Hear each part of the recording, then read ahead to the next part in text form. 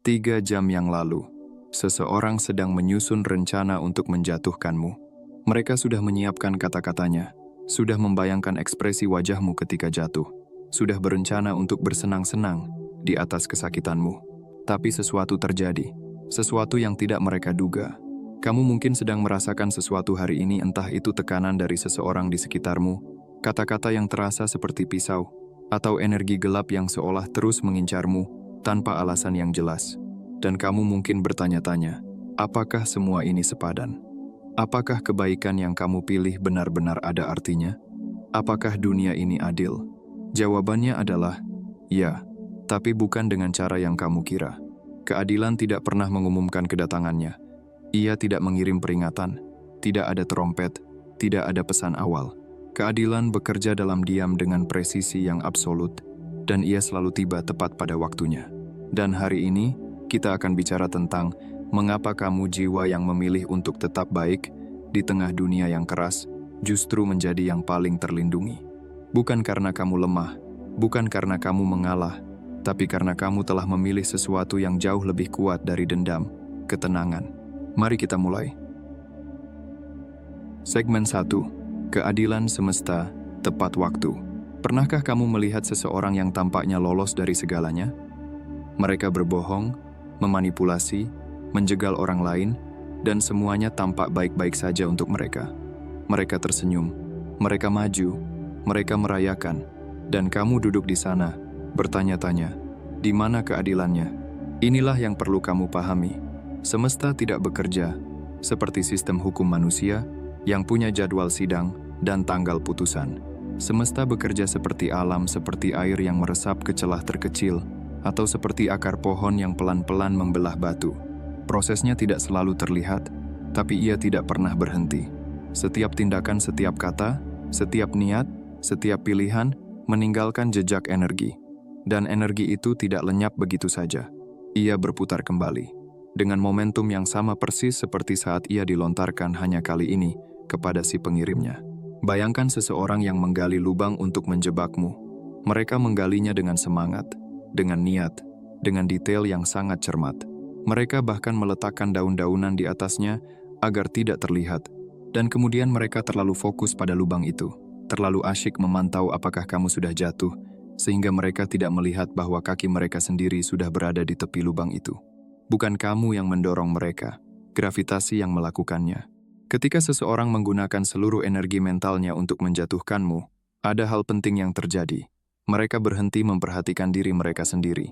Pikiran mereka terkunci pada obsesi tentang kamu, tentang bagaimana caranya merusakmu, menjegalmu, membuatmu terlihat buruk. Oke? Dan di saat itulah semesta mulai menyusun akibat untuk mereka. Bukan karena semesta jahat kepada mereka, tapi karena energi yang mereka investasikan ke dalam niat buruk, itu tidak menghasilkan apa-apa selain niat buruk. Sementara kamu terus melangkah, kamu terus bertumbuh, kamu terus menabur kebaikan, dan perbedaan antara kamu dan mereka semakin besar setiap hari, setiap jam, setiap detik yang berlalu. Jadi jika hari ini ada seseorang yang sedang merencanakan sesuatu yang buruk untukmu, ketahuilah ini. Mereka sedang bekerja untuk mereka sendiri, dan hasilnya pun akan kembali kepada mereka sendiri. Tugasmu bukan menunggu, bukan membalas. Tugasmu adalah terus berjalan. Segmen 2. Niat buruk menghancurkan diri sendiri. Ada satu kebenaran psikologis yang jarang dibicarakan dengan jujur. Kebencian tidak menghancurkan targetnya. Terlebih dahulu ia menghancurkan orang yang menyimpannya. Ketika seseorang memelihara iri hati, dendam, atau keinginan untuk menjatuhkanmu, mereka tidak hanya memikirkanmu sesekali. Mereka hidup di dalam pikiran itu. Malam mereka diisi dengan skenario, pagi mereka dimulai dengan perbandingan. Fokus mereka bergeser bukan lagi tentang membangun hidup sendiri, tapi tentang mengawasi hidup orang lain. Dan tanpa mereka sadari, disitulah kerusakan mulai terjadi. Bayangkan seseorang memegang bara api dengan kedua tangannya, menunggu waktu yang tepat untuk melemparkannya kepadamu. Mereka berpikir mereka sedang bersiap menyerang. Padahal, setiap detik mereka menahannya, panas itu sudah melukai mereka. Siapa yang terbakar lebih dulu? Selalu yang memegangnya. Ini bukan sekadar kiasan. Ini adalah cara kerja tubuh manusia. Setiap kali seseorang memikirkan ancaman, menyimpan amarah, atau merencanakan sesuatu yang negatif, tubuh mereka masuk ke mode siaga. Hormon stres, seperti kortisol meningkat. Detak jantung berubah, napas menjadi lebih pendek, pikiran menjadi lebih sempit. Jika ini terjadi terus-menerus, dampaknya nyata. Tidur menjadi tidak nyenyak, tubuh lebih mudah lelah, sistem imun melemah, pikiran kehilangan kejernihan. Artinya, setiap kali mereka memelihara kebencian terhadapmu, mereka sedang membayar harga bukan kamu. Dan yang lebih dalam dari itu, mereka kehilangan arah hidupnya sendiri. Energi yang seharusnya digunakan untuk berkembang, belajar, dan membangun sesuatu yang berarti, justru habis untuk mengamati, membandingkan, dan merencanakan sesuatu yang merusak. Mereka menjadi sibuk, tapi tidak bergerak maju. Kamu mungkin pernah melihat ini secara langsung. Seseorang yang terus-menerus membicarakan orang lain, yang selalu mencari kesalahan, yang hidupnya seolah berputar di sekitar drama dan gosip. Saat kamu bertemu mereka lagi beberapa tahun kemudian, kamu menyadari satu hal yang sama. Tidak banyak yang berubah dalam hidup mereka.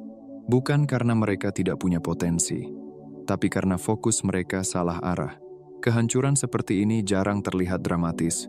Tidak selalu ada momen besar, tapi ia terjadi perlahan hari demi hari, pilihan demi pilihan. Sampai akhirnya, jarak antara siapa mereka bisa jadi dan siapa mereka sekarang menjadi sangat jauh. Dan semua itu bukan karena nasib buruk. Itu adalah hasil dari kebiasaan yang mereka pelihara sendiri. Sang terpilih. Disinilah kamu perlu melihat dengan jernih. Ketika kamu merasa seperti sedang diincar, diserang, atau dibicarakan, jangan langsung melihatnya sebagai ancaman yang harus kamu lawan. Lihatlah sebagai sesuatu yang sudah membawa konsekuensinya sendiri. Senjata yang mereka arahkan padamu sudah melukai mereka, bahkan sebelum sampai kepadamu. Dan semakin lama mereka memegangnya, semakin dalam luka yang mereka ciptakan untuk diri mereka sendiri. Lalu di mana posisimu dalam semua ini? Sederhana, tapi tidak mudah. Jangan ikut masuk ke dalam frekuensi itu. Selama kamu tidak menyimpan kebencian yang sama, selama kamu tidak tenggelam dalam emosi yang sama, selama kamu tidak membalas dengan energi yang sama, kamu tidak terikat pada siklus itu. Badai itu ada, tapi itu bukan badaimu. Kamu bisa memilih untuk tetap berjalan, tetap fokus, tetap membangun hidupmu, tanpa harus terlibat dalam kekacauan yang bukan milikmu. Dan itulah perbedaan yang menentukan arah hidup, karena pada akhirnya, bukan siapa yang menyerang yang menentukan hasilnya, tapi siapa yang mampu menjaga dirinya, tetap bersih di tengah semua itu. Dan ketika kamu bisa melakukan itu, kamu tidak hanya melindungi dirimu, kamu juga membebaskan dirimu. Segmen 3. Kekuatan ketenangan. Ada sebuah kesalahpahaman besar yang sudah lama tertanam dalam cara orang melihat dunia, bahwa ketenangan adalah tanda kelemahan, bahwa diam berarti kalah, bahwa jika kamu tidak membalas, kamu tidak punya kekuatan. Padahal justru sebaliknya, ketenangan bukan tanda bahwa kamu tidak mampu bereaksi. Ketenangan adalah bukti bahwa kamu memilih untuk tidak bereaksi secara sembarangan. Itu bukan kekurangan kekuatan, tapi kelebihan kendali. Ketenangan bukan ketidakpedulian, bukan kepasifan. Ia adalah bentuk kontrol diri yang paling tinggi. Dan di dunia yang penuh reaksi impulsif seperti sekarang, itu adalah kekuatan yang sangat langka. Bayangkan lautan saat badai. Di permukaan, ombak menghantam tanpa henti. Angin berteriak. Semuanya terlihat kacau, tidak terkendali. Tapi turun lebih dalam, semakin dalam, kamu akan menemukan sesuatu yang berbeda. Ketika kamu mencapai kedalaman tertentu, semuanya menjadi tenang, stabil, tidak terguncang oleh apapun yang terjadi di atas. Itulah kondisi batin yang perlu kamu bangun. Dunia di sekitarmu akan selalu memiliki badai. Orang-orang akan berbicara, gosip akan beredar, kesalahpahaman akan muncul. Bahkan serangan bisa datang tanpa kamu undang. Tapi semua itu hanyalah permukaan. Pertanyaannya bukan apakah badai itu ada, tapi apakah kamu ikut menjadi bagian darinya, atau kamu memilih untuk tetap berada di kedalaman dirimu sendiri. Sang terpilih, ketenangan seperti ini, bukan hanya melindungi kamu, ia juga mengungkap orang lain. Karena ketenangan itu mengganggu mereka yang hidup dalam kekacauan. Orang yang penuh amarah, iri, atau kebutuhan untuk mengontrol, sangat bergantung pada reaksi orang lain. Mereka butuh respons untuk merasa memiliki pengaruh. Mereka butuh konflik untuk merasa hidup. Mereka butuh dramamu untuk membenarkan perilaku mereka. Ketika mereka menyerang baik melalui kata-kata, sindiran, gosip, atau manipulasi, tujuan mereka sederhana: memancing emosimu. Mereka ingin melihatmu terpancing, marah, tersinggung, terjatuh ke dalam permainan mereka. Karena saat itu terjadi, mereka menang. Bukan karena mereka benar, tapi karena mereka berhasil menarikmu turun ke level yang sama. Tapi saat kamu tetap tenang, tidak ada yang bisa mereka pegang. Tidak ada reaksi, tidak ada bahan bakar, tidak ada validasi. Dan justru disitulah mereka mulai kehilangan kendali. Ketenanganmu memutus pola yang mereka andalkan. Ia seperti tembok tak terlihat yang tidak bisa mereka tembus. Dan bagi mereka, itu sangat membuat frustrasi. Bukan karena kamu menyerang balik, tapi karena kamu tidak memberi mereka apapun untuk diserang. Di titik ini, kamu perlu memahami sesuatu yang sangat penting. Menang bukan selalu tentang membuktikan siapa yang benar. Menang bukan tentang membalas dengan lebih keras. Menang adalah tentang tetap utuh di tengah kekacauan. Lain kali seseorang mencoba memprovokasi kamu, ubah pertanyaannya. Jangan lagi, bagaimana caraku membalas? Tapi tanyakan, apa yang membuatku tetap utuh? Jawabannya bisa sederhana, tapi kuat. Mungkin kamu memilih untuk diam ketika kamu sebenarnya bisa membalas. Mungkin kamu memilih untuk pergi ketika kamu bisa memperpanjang konflik. Mungkin kamu menarik napas dalam, menahan diri, dan tidak membiarkan emosi sesaat mengambil alih kendalimu. Mungkin kamu tersenyum, bukan karena kamu setuju, tapi karena kamu tidak lagi terikat. Pilihan-pilihan kecil ini terlihat sepele, tapi dampaknya besar. Karena setiap kali kamu memilih ketenangan di tengah provokasi, kamu sedang memperkuat dirimu dari dalam.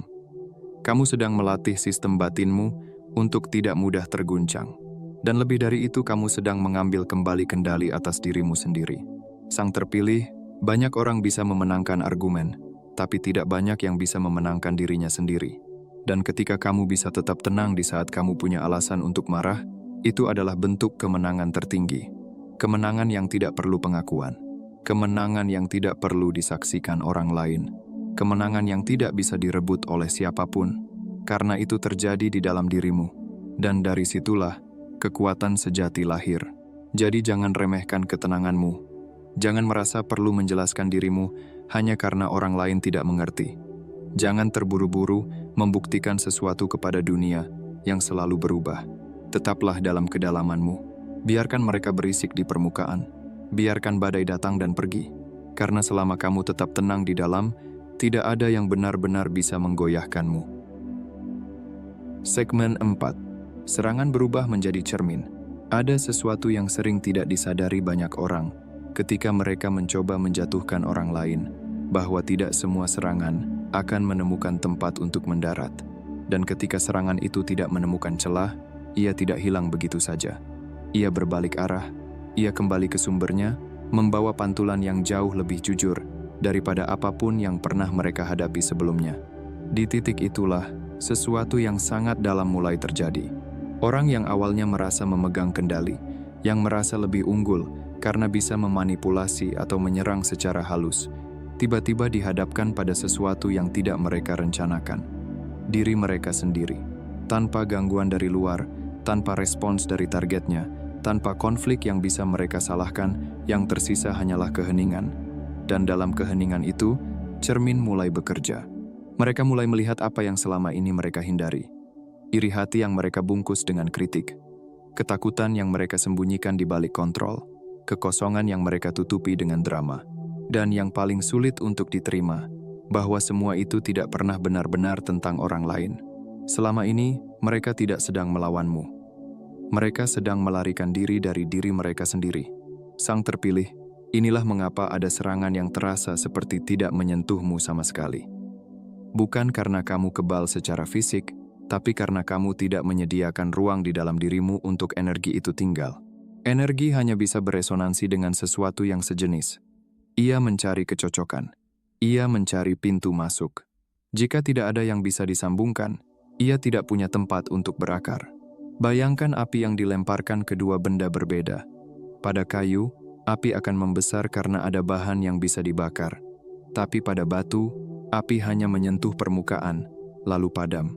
Bukan karena batu melawan, tapi karena tidak ada yang bisa dimakan oleh api itu. Begitu juga dengan dirimu.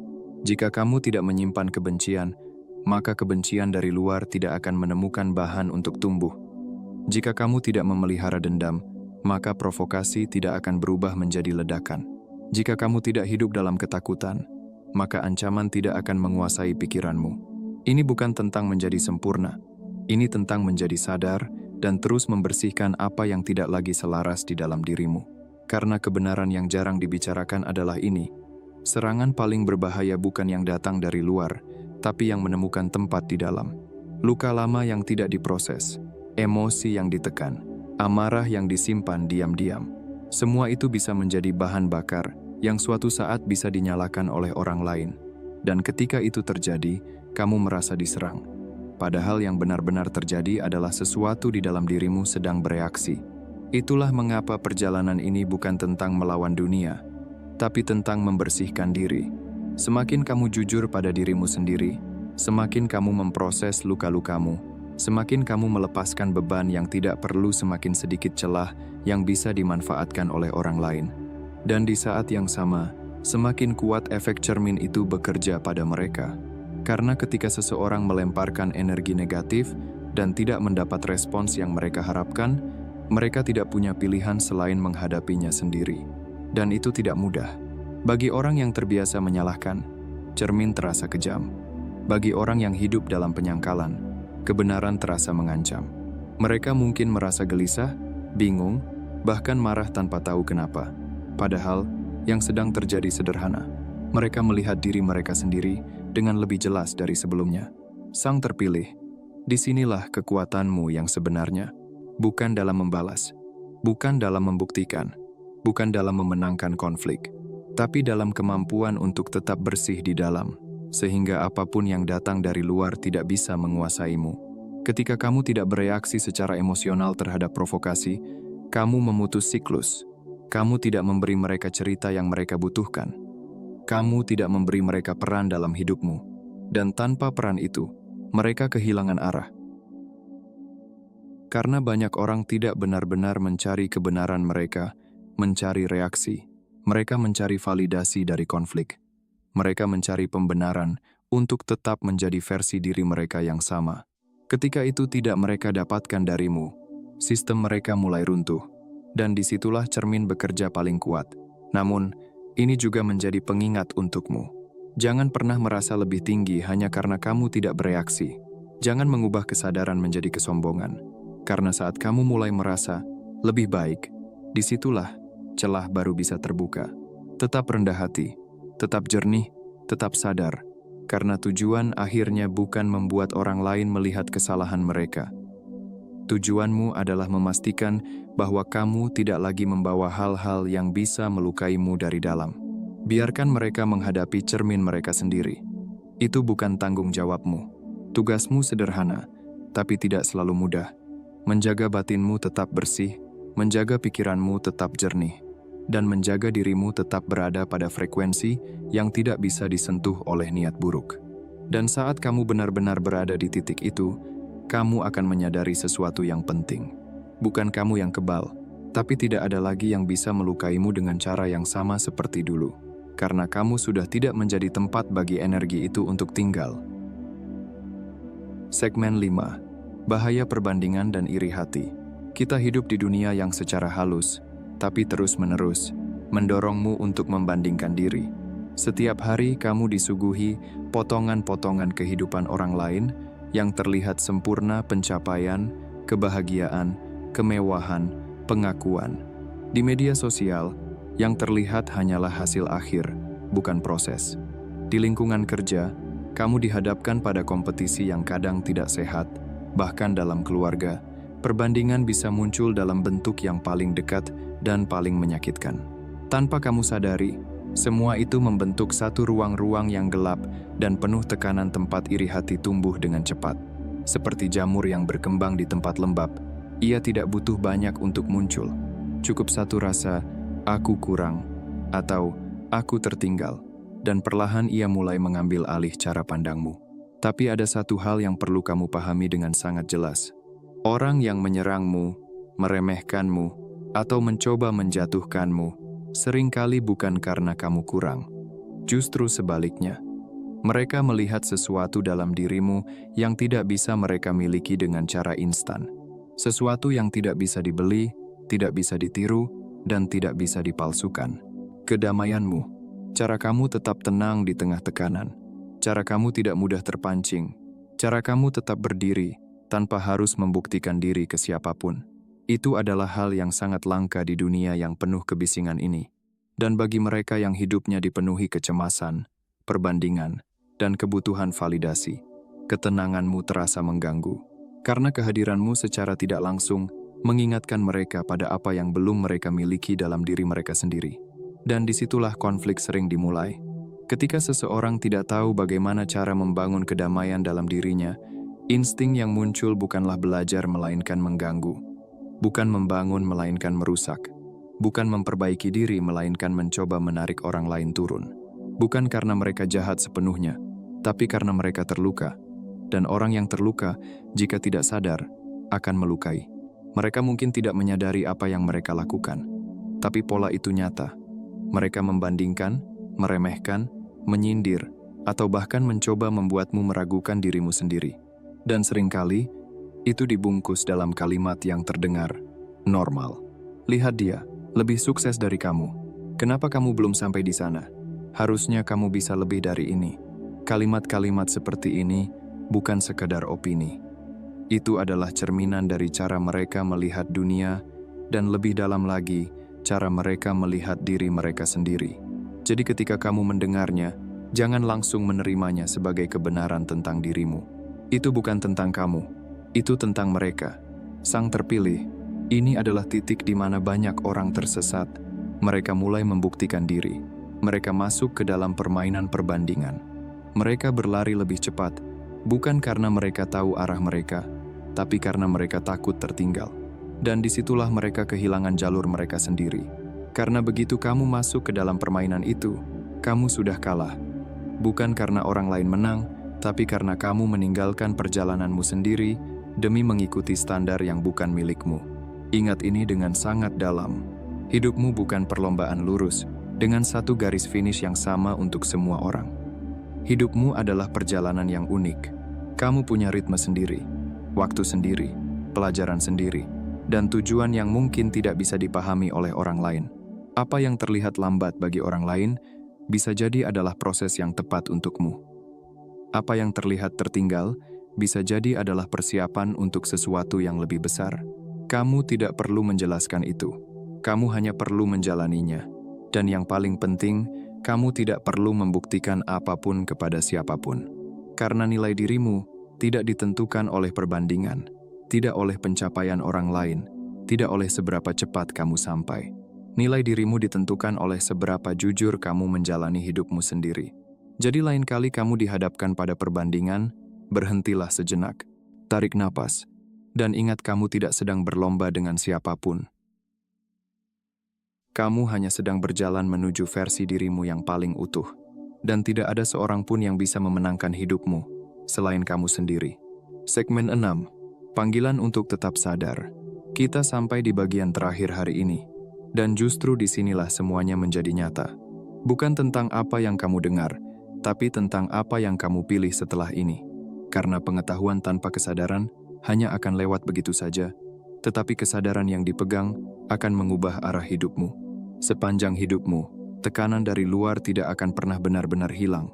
Akan selalu ada suara yang mencoba mendefinisikan siapa dirimu, seberapa jauh kamu boleh melangkah, dan apa yang pantas kamu terima. Dunia akan terus menawarkan label, batasan, bahkan keraguan yang bukan berasal dari dalam dirimu. Dan tanpa disadari, banyak dari kita membuka pintu itu.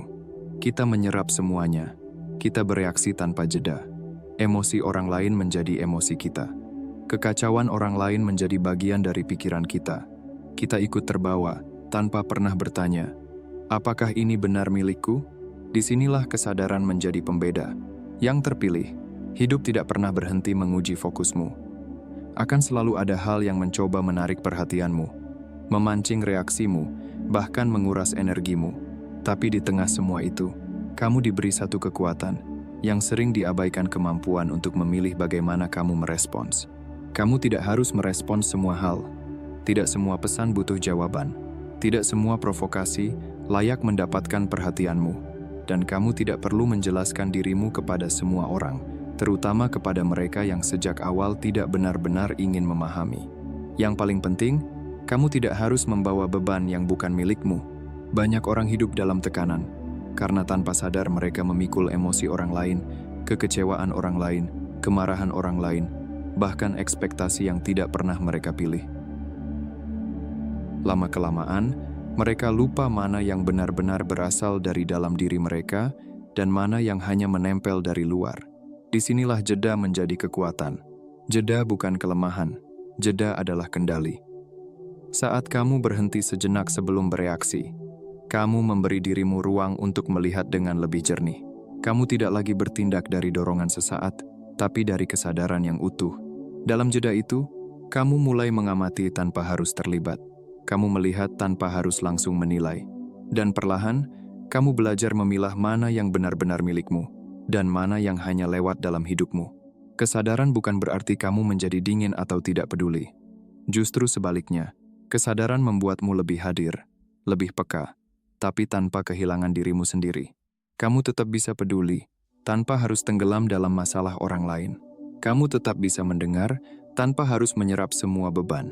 Kamu tetap bisa hadir, tanpa harus terseret ke dalam kekacauan. Itulah kejernihan. Mulai hari ini, latih dirimu untuk memberi ruang pada jeda itu. Sekecil apapun, saat emosi muncul, jangan langsung percaya. Tanyakan pada dirimu, ini benar-benar milikku atau hanya pantulan dari luar? Saat tekanan datang, jangan langsung tunduk. Tanyakan, apakah ini fakta atau hanya persepsi yang dipaksakan kepadaku? Pertanyaan-pertanyaan sederhana ini akan mengubah cara kamu melihat hidup. Karena pada akhirnya, hidupmu tidak ditentukan oleh seberapa keras dunia berbicara kepadamu. Dunia akan selalu bising, akan selalu penuh opini, penilaian, dan tuntutan. Tapi yang menentukan arah hidupmu adalah seberapa sadar kamu memilih apa yang kamu dengarkan dan apa yang kamu abaikan. Inilah panggilanmu, bukan untuk menjadi sempurna, bukan untuk selalu benar, tapi untuk tetap sadar di tengah dunia yang penuh distraksi. Karena saat kamu sadar, kamu tidak mudah digoyahkan oleh keadaan. Saat kamu sadar, kamu tidak mudah dimanipulasi oleh orang lain. Dan saat kamu sadar, kamu kembali memegang kendali bukan atas dunia, tapi atas dirimu sendiri. Dan dari situlah, segalanya mulai berubah. Hari ini, aku mengajakmu untuk berhenti hidup dalam mode autopilot. Berhenti bereaksi, mulai merespons. Ada perbedaan besar di antara keduanya. Reaksi adalah sesuatu yang terjadi padamu tanpa pilihan, tanpa jeda. Respons adalah sesuatu yang kamu pilih dengan kesadaran penuh, dengan niat yang jelas. Setiap kali kamu merespons dengan kesadaran, alih-alih bereaksi dengan emosi, kamu sedang memperkuat sesuatu yang tidak bisa diambil oleh siapapun, kendali atas dirimu sendiri. Dan ini adalah kabar baiknya. Kamu tidak perlu sempurna untuk melakukan ini. Kamu tidak perlu menjadi pertapa atau orang suci. Kamu hanya perlu satu hal, satu jeda. Satu momen antara stimulus dan respons. Satu detik di mana kamu bertanya kepada diri sendiri, apakah ini benar-benar perlu kurespons? Apakah ini layak mendapat perhatianku? Seringkali jawabannya adalah tidak. Dan ketika kamu sadar itu, kamu sudah menang. Kamu adalah jiwa yang telah memilih jalan yang tidak mudah, jalan kebaikan, kejujuran, ketenangan, dan pertumbuhan. Di jalan itu, tidak semua orang akan memahami pilihanmu. Tidak semua orang akan mendukungmu. Bahkan ada yang akan mencoba menarikmu turun. Biarkan mereka. Karena setiap langkah yang kamu ambil ke depan, setiap momen kamu memilih cahaya di atas kegelapan, cinta di atas kebencian, ketenangan di atas kekacauan, kamu sedang menulis sebuah cerita yang tidak bisa diubah oleh siapapun. Cerita tentang jiwa yang tidak bisa dipatahkan. Dan 3 jam yang lalu, seseorang mencoba menghentikanmu. Tapi hari ini kamu masih di sini, masih berdiri, masih melangkah. Itu bukan kebetulan. Itu adalah bukti bahwa semesta memang bekerja untukmu selama kamu terus bekerja untuk versi terbaik dirimu sendiri. Sampai jumpa di video berikutnya. Jagalah dirimu baik-baik.